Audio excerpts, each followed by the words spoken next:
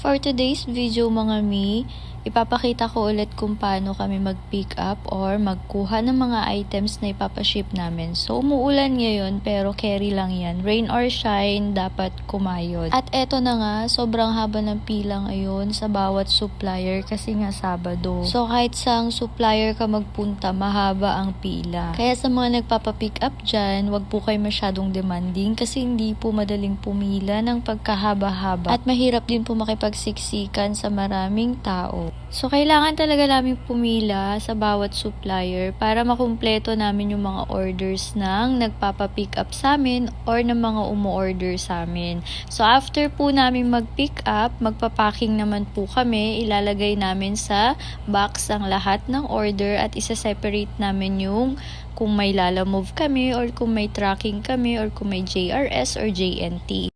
Yung box nga pala dyan, mga mi, binibili din namin. Kasi nga wala na pong libre sa panahon ngayon, char. Syempre, check din namin yung mga items para naman po walang problema na dumating sa mga nagpa-pick up or sa mga umorder. Hindi lang talaga maiiwasan minsan na may mga problema pa rin or may mga flaw pa rin, mga hindi namin napapansin. Ayan na nga po for the box na ang person. At kapag napuno ang box, another box na naman po tayo. Sa pagbabbox naman po, hindi rin po yan basta-basta kasi aayusin mo yan.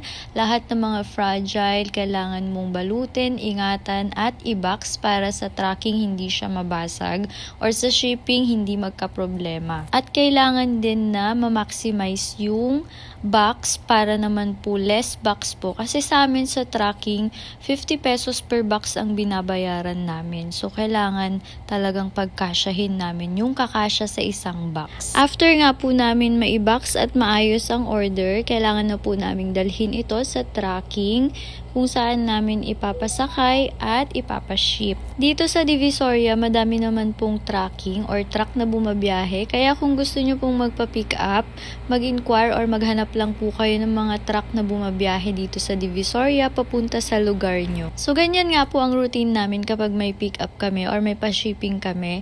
Nagagabihan na po kami ng uwi. Usually, nasa 9 p.m. po kami nakakauwi ng bahay. Syempre, nakakapagod siya ng sobra mga mi, lalo pa at kasama namin yung mga anak namin kasi wala po talaga magbabantay sa mga bata pag naiwan sa bahay.